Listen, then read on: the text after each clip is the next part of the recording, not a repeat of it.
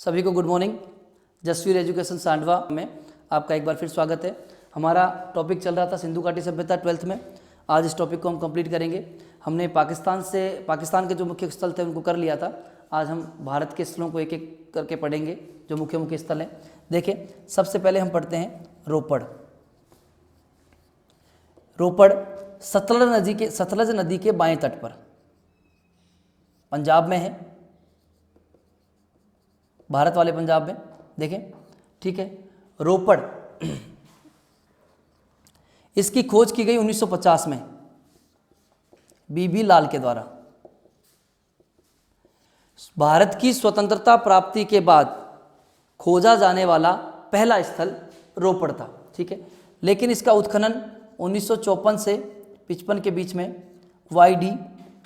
शर्मा यानी कि यज्ञदत्त शर्मा ने इसका उत्खनन का कार्य किया। यहाँ से हमें दो चीज़ें इंपॉर्टेंट हैं कि वैसे हम कहते हैं कि सिंधु घाटी सभ्यता एक शांतिपूर्ण सभ्यता थी, लेकिन फिर भी यहाँ से हम देखें तो औजार के रूप में एक तांबे की कुल्हाड़ी मिली है। तांबे की कुल्हाड़ी मिली है। इसके अलावा यहाँ से रोपड़ से मानव के साथ कुत्ते को दफनाने के साक्ष्य मिले हैं। कुत्ते को दफनाने के साक्ष्य मिले हैं। तो रोपड़ देखें, सतलज नदी पर, वर्तमान नाम रूपनगर है, पंजाब में है। 1950 में बीबी लाल द्वारा खोजा गया और स्वतंत्रता प्राप्ति के बाद भारत में खोजा गया ये प्रथम स्थल था, ठीक है। उत्खनित होने वाला भी पहला स्थल ही था ये, ठीक है।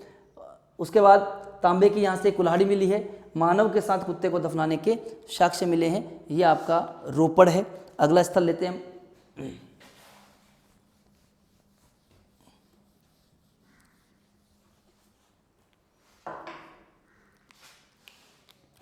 अगला स्थल देखें, कालीबंगा।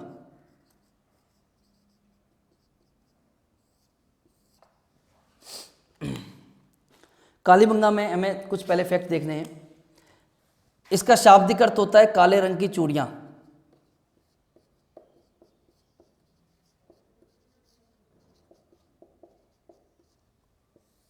कालीबंगा का शाब्दिक अर्थ क्या हुआ? काले रंग की चूड़ियां। यह स्थल हड़प्पा पूर्व व हड़प्पा कालीन दोनों अवस्थाओं का है। हड़प्पा से पहले का भी है और हड़प्पा के समय का भी है। कालीबंगा जो है इसको दशरथ शर्मा ने, इतिहासकार हुए दशरथ शर्मा, इन्होंने हड़प्पा की तीसरी राजधानी बताया है।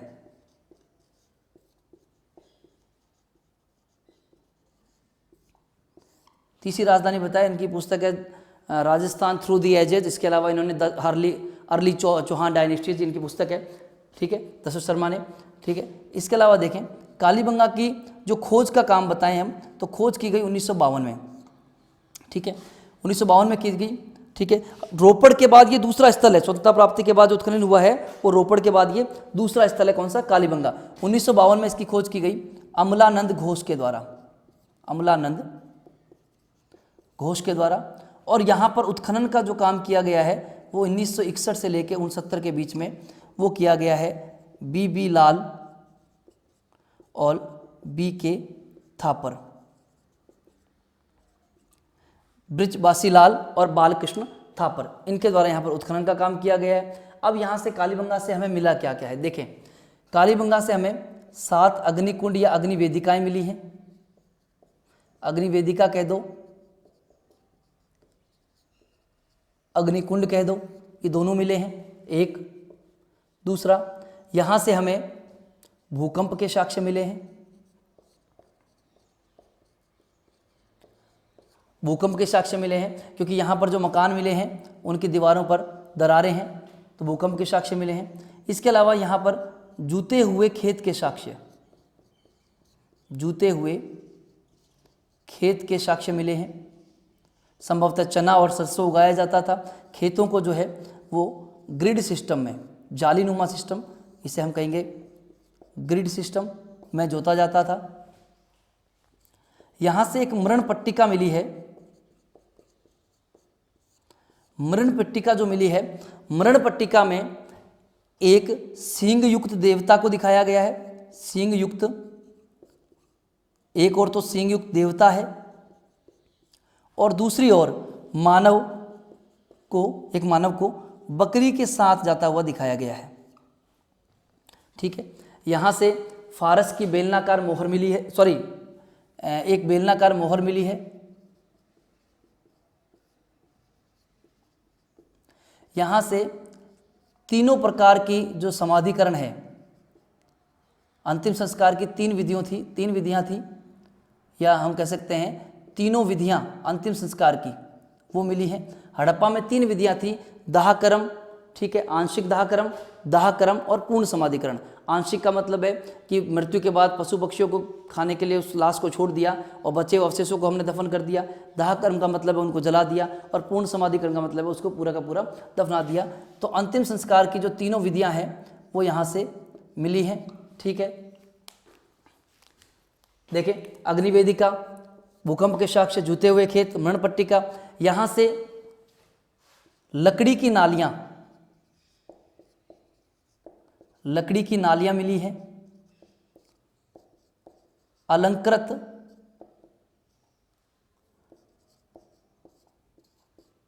ईंटें मिली हैं। इसके अलावा यहाँ मकान जो थे वो कच्ची ईंटों के बनाए जाते थे। ठीक है, इसके अलावा कालीबंगा से एक बालक की खोपड़ी मिली है जिसमें 6 छिद्र किए हुए हैं, जो प्राचीन शल्य चिकित्सा का प्रमाण है।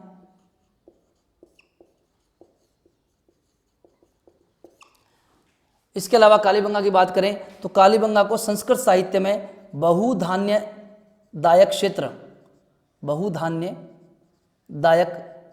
क्षेत्र कहा गया है। ठीक है, तो ये हमारा इंपॉर्टेंट है कि कालीबंगा से हमें क्या क्या मिला है। देखें, कालीबंगा काले रंग की चूड़ियाँ शाब्दिक अर्थ हो गया। हड़प्पा पूर्व और हड़प्पा कालीन स्थल है। दशरथ शर्मा ने इसको तीसरी राजधानी कहा है हड़प्पा की। दशरथ शर्मा की जो रचना है वो भी ध्यान में रखिए, द अर्ली चौहान डायनेस्टीज और राजस्थान थ्रू द एजेज। ठीक है, 1952 में इस स्थल की अमलानंद गोत ने खोज की। स्वतंत्रता के बाद दूसरा स्थल है ये, रोपड़ के बाद दूसरा स्थल है जो उत्खनन हुआ है। 1961 से 1969 के बीच में इसका उत्खनन का जो काम किया है वो बीबी लाल और बीके थापर ने किया है।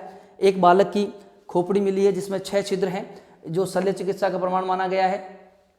बेलनाकार मुहर मिली है, और अंतिम संस्कार की तीनों विधियां, पूर्ण समाधिकरण, दाह कर्म और आंशिक समाधान, ये तीनों विधियों के प्रमाण यहाँ से मिले हैं। लकड़ी की नालियाँ मिली हैं, अलंकृत ईंटें मिली हैं, कच्ची ईंटों से मकान बनाए गए थे, 7 अग्नि वेदिकाएँ मिली हैं, भूकंप के साक्ष्य मिले हैं, जूते हुए खेत के साक्ष्य मिले हैं। संभवतः चना और सरसों उगाया जाता था और खेतों को ग्रिड सिस्टम में जोता जाता था। मण पट्टिका मिली है एक, जिसमें एक सींग युक्त देवता है और एक मानव को बकरी के साथ जाते हुए दूसरी ओर दिखाया गया है। तो ये हमारा स्थल हो गया कालीबंगा।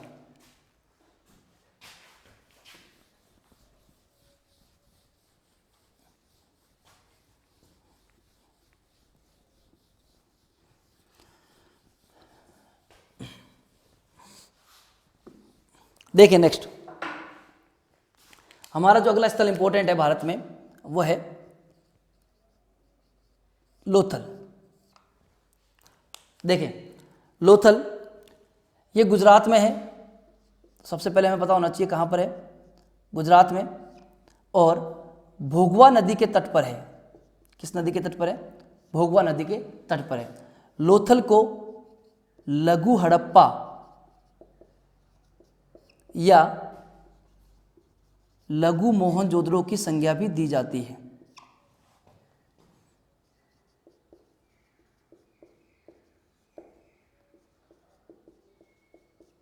की संज्ञा भी दी जाती है। देखिए लोथल की बात करें तो इसके खोज करता है 1957 में खोजा गया स्थल है। खोज करता है SR राव, शिकारपुरिया रंगनाथन राव, इन्होंने इस पर यहाँ पर कार्य किया। ठीक है, इसके अलावा देखें लोथल से हमें मिला क्या है, तो लोथल से हमें एक बंदरगाह मिला है।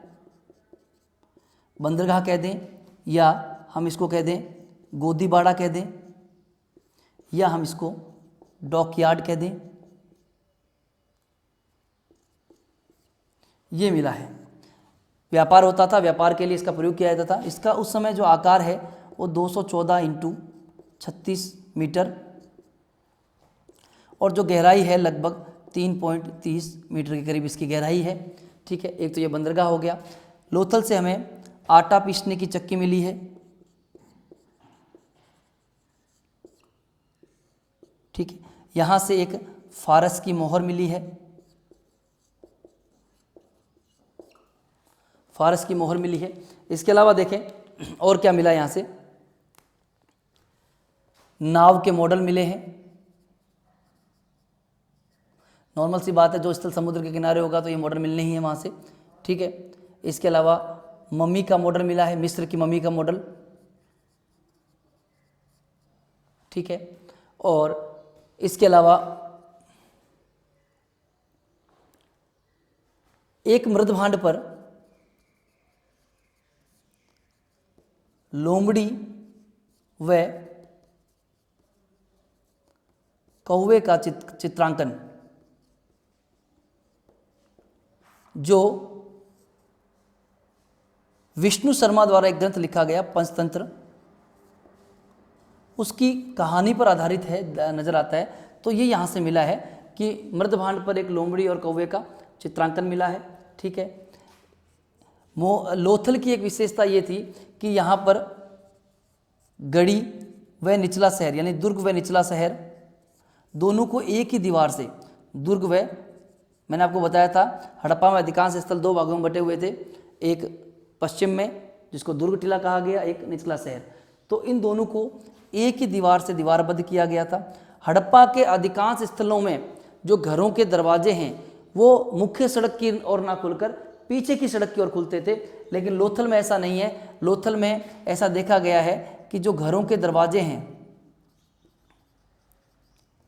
घरों के दरवाजे वो मुख्य सड़क की ओर ही खुल रहे हैं। इसके अलावा चावल व बाजरे के साक्ष्य भी मिले हैं।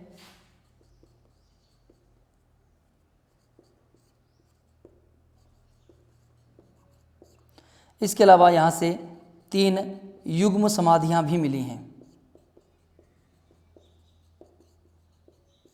तो देखें, ये हो गया सिंधु घाटी सभ्यता का जो स्थल लोथल, गुजरात में भोगवा नदी के तट पर है। लघु हड़प्पा या लघु मोहनजोदड़ो की संज्ञा दी जाती है। 1957 में ऐसा राव द्वारा खोजा गया। यहाँ से एक बंदरगाह जो सबसे बड़ी संरचना है यहाँ की, या गोदीबाड़ा या डॉकयार्ड मिला है। 214 इंटू 36 मीटर, 3.30 मीटर उसकी गहराई।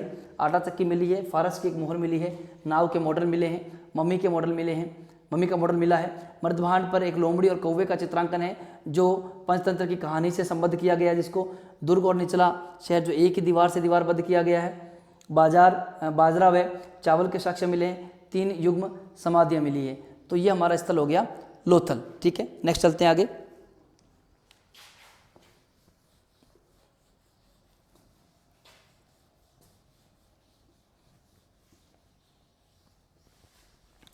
अगला स्थल हम देखते हैं धोलावीरा।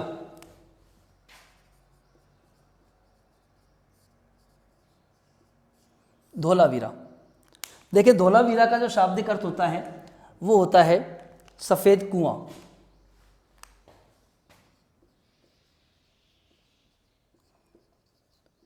सफेद कुआं, ठीक है। धोलावीरा जो है ये भी गुजरात में ही है। मनहर व मानेसर जो नदियां हैं उनके बीच स्थित है और खादिर द्वीप पर है। खादिर द्वीप इस पर है, ठीक है।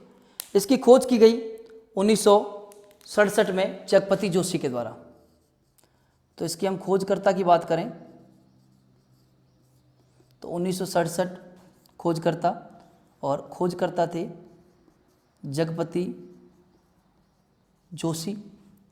यहाँ पर उत्खनन कार्य किया गया 1990 से 91 में, ठीक है, RS बिष्ट के द्वारा। इनके द्वारा यहाँ पर उत्खनन कार्य किया गया।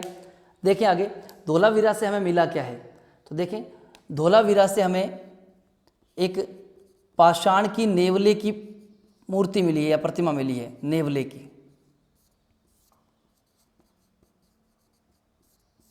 ठीक है। पाषाण की नेवले की प्रतिमा।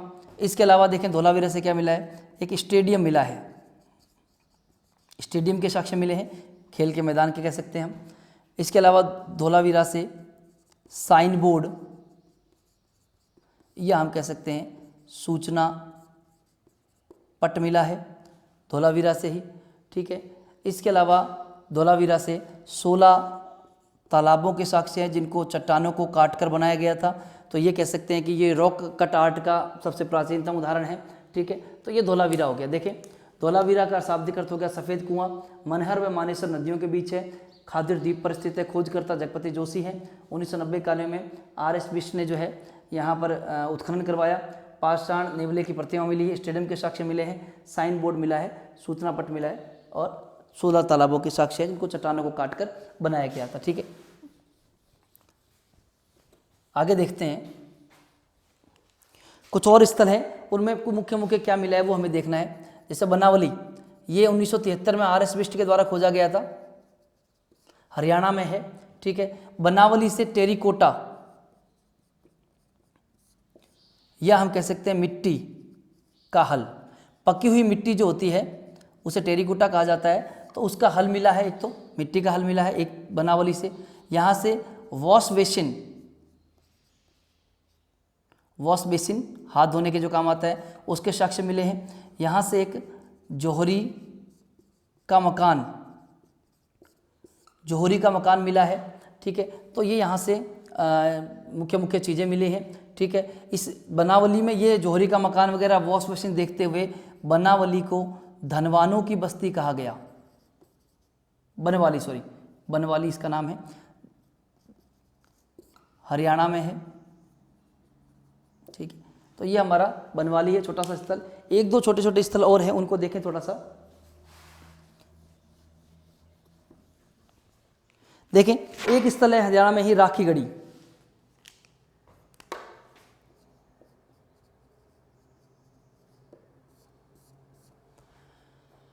राखीगढ़ी हम देखें तो राखीगढ़ी जो है भारत में सिंधु घाटी सभ्यता का सबसे बड़ा स्थल है। इसकी खोज 1969 में की गई, सूरजभान और डॉक्टर रफीक मुगल इनके द्वारा इसकी खोज की गई, ठीक है। हरियाणा में है राखीगढ़ी भी। राखीगढ़ी से एक यूप स्तंभ क्या मिला है, एक यूप स्तंभ मिला है और एक स्तंभ युक्त मंडप मिला है। इसके अलावा यहाँ से लेख विहीन मोहर मिली है, लेख विहीन मुहर मिली है, ठीक है। इसके अलावा यहाँ से पिट्टू जो बच्चे खेलते हैं, पिट्टू के खेल के प्राचीनतम साक्ष्य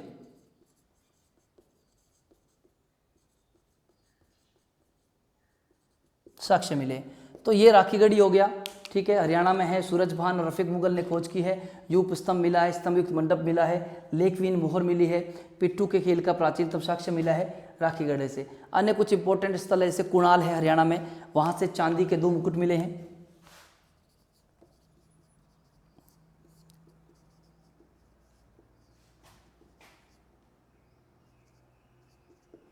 रंगपुर है गुजरात में, रंगपुर से चावल की भूसी के साक्ष्य मिले हैं, ठीक है। तो ये अन्य कुछ स्थल हैं। तो हमारे भारत में जो मुख्य मुख्य स्थल हैं, इसके अलावा रोपड़ हो ही चुका है, सुरकोटड़ा में भी लोथल की तरह एक ही दीवार से उनको दीवारबद्ध किया गया था, दोनों भागों को, ठीक है। तो ये अन्य स्थल हैं। ये हमारा जो है सिंधु घाटी सभ्यता के जो मुख्य मुख्य स्थल हैं वो कंप्लीट होते हैं। इससे आगे हम थोड़ा सा देखते हैं धार्मिक, सामाजिक और नगरीय इनका जो नियोजन था वो किस तरह का था। छोटा सा टॉपिक है, आज सिंधु घाटी सभ्यता खत्म हो जाएगा हमारा। तो सबसे पहले हम देखते हैं इसका नगरीय, नगर नियोजन। नगर नियोजन की बात करें तो मैंने आपको बताया था अधिकांशतः जो नगर है वो 2 भागों में बटे हुए थे, ठीक है। और इस भाग को जो है दुर्ग कहा गया, इसको क्या कहा गया, दुर्ग कहा गया, ठीक है। और इसको निचला शहर कहा गया। ये दुर्ग हो गया, इसको दीवारबद्ध किया गया था। ठीक है, यहाँ पर इस सभ्यता को चलाने वाला वर्ग रहता था, चाहे वो व्यापारी वर्ग हो या पुरोहित वर्ग हो या कोई शासक वर्ग हो। ठीक है, निचला शहर जो है यहाँ पर आम जनता रहती थी। ठीक है, कुछ ऐसे उदाहरण मिले हैं जैसे कालीबंगा है, कालीबंगा में निचले शहर को भी दीवारबद्ध किया गया है। लोथल में और सुरकोटरा में दोनों को एक ही दीवार से दीवारबद्ध किया गया था। इसके अलावा धोलावीरा में मैंने आपको बताया था एक मध्यम नगर भी, जिसको मध्यमा नाम दिया गया, 3 भागों में बटा हुआ था। और चंदुद्र मैंने आपको बताया था कि ना तो ये भाग ना ये भाग, कोई भी भाग दुर्गीकृत नहीं था। मकानों में 3-4 कमरे होते थे, बीच में आंगन होता था, खिड़कियां नहीं होती थी, रोशनदान होते थे। ठीक है, और इस तरह दीवारें ऊंची रखी जाती थी कि एकांत बना रहे। आयताकार ईंटों का प्रयोग किया जाता था सामान्यतः, लेकिन एल आकार की और वी आकार की ईंटें भी प्रयोग में ली जाती थी। ठीक है, तो ये इनका नगर नियोजन है सिंधु घाटी सभ्यता का। आगे देखते हैं हम इनका धार्मिक जीवन कैसा था। देखें,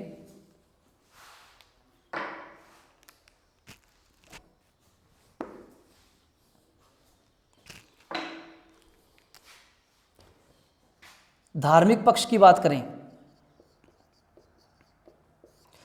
तो देखिए, धार्मिक पक्ष में ये वृक्ष पूजा करते ही थे, शिव पूजा करते ही थे। ठीक है, वृक्ष पूजा करते थे, शिव पूजा करते थे, स्वास्तिक का चिन्ह मिला है। ठीक है, तो अब वृक्ष पूजा का उदाहरण हमसे पूछे तो मोहनजोदड़ो में एक ऐसी मुहर मिली है जिसमें 2 पीपल की पत्तियों के बीच में एक देवता को बैठे हुए दिखाया गया है। कहाँ की बात कर रहा हूँ मैं? मोहनजोदड़ो की।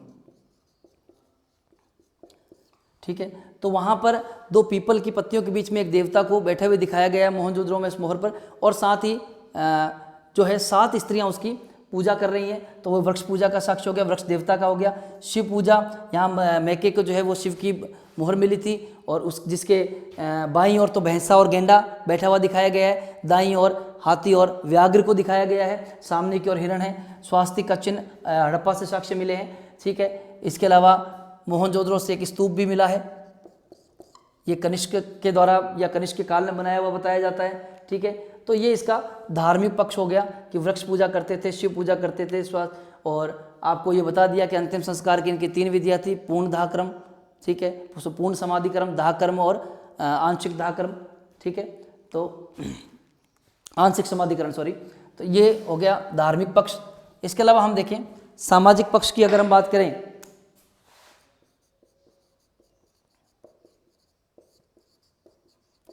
सामाजिक पक्ष की बात करें तो ऊन के, सूत के और रेशम के तीनों तरह के वस्त्र पहने जाते थे। ठीक है, इसके अलावा शाकाहार और मांसाहार दोनों का प्रयोग किया जाता था।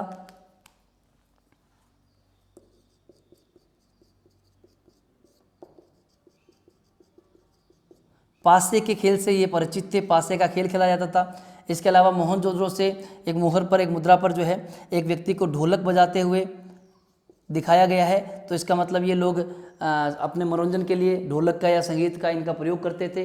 ये इनका सामाजिक जीवन है। ठीक है, इसके अलावा एक पक्ष बचता है इनका आर्थिक पक्ष। तो देखिए, सिंधु घाटी सभ्यता जो है वो मुख्यतः व्यापार प्रधान सभ्यता थी। ठीक है, कैसी सभ्यता थी? व्यापार प्रधान सभ्यता थी। कुछ स्थान है जैसे ईरान है, ईरान से ये टिन लेते थे। ठीक है, ईरान से। इसके अलावा फिरोजा भी ये ईरान से लेते थे। ठीक है, और अगर हम बात करें तांबे की, तो तांबा खेतड़ी और बलूचिस्तान से लेते थे। इसके बाद बात करें लार्ज वर्द मणि, ये इंपॉर्टेंट है। लार्ज वर्द मणि ये प्राप्त करते थे अफगानिस्तान में एक जगह है बदख्शा, यहाँ से प्राप्त करते थे। सोने की बात करें तो सोना इनको दक्षिण भारत से मिलता था। तो ये इसका आर्थिक पक्ष है। इसके अलावा मेसोपोटामियाई लेखों में ये लिखा हुआ है कि उर नगर के साथ मेलुहा का व्यापार था, यानी कि मेसोपोटामियाई लेखों में सिंधु घाटी सभ्यता के लिए शब्द यूज लिया गया है मेलुहा, और इनके दोनों के बीच में दिलुमन, जिसे बहरीन द्वीप कह सकते हैं हम, वह मगान या ओमान स्थित थे, यानी कि उर और मेलुहा के बीच में ये थे, दिलुमन और मगान स्थित थे।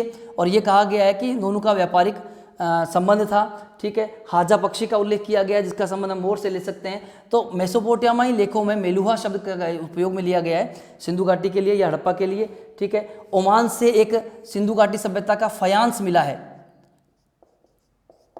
जो गीली रेत होती है और चिपचिपे पदार्थ और उसमें रंग डालकर एक जो है मृदभांड बनाया जाता था, उसे बोलते थे फयांस, और जिसमें ये कह सकते हैं विलासिता की वस्तु थी एक तरह से। और ये हमें कहाँ से मिली है? ओमान या मगान से मिली है। तो इस तरह हम कह सकते हैं कि इनका जो है व्यापार जो था वो दूसरे देशों के साथ भी था, दूसरे क्षेत्रों में भी था। तो ये हमारा आज सिंधु घाटी सभ्यता का जो टॉपिक था 12वीं के हिसाब से भी इम्पोर्टेंट है, आगे के हिसाब से इम्पोर्टेंट है। तो ये आज कंप्लीट हो गया है। इससे आगे हम जो है जो सेकंड लेसन है हिस्ट्री का 12वीं का, वो कल से स्टार्ट करेंगे। सभी को धन्यवाद।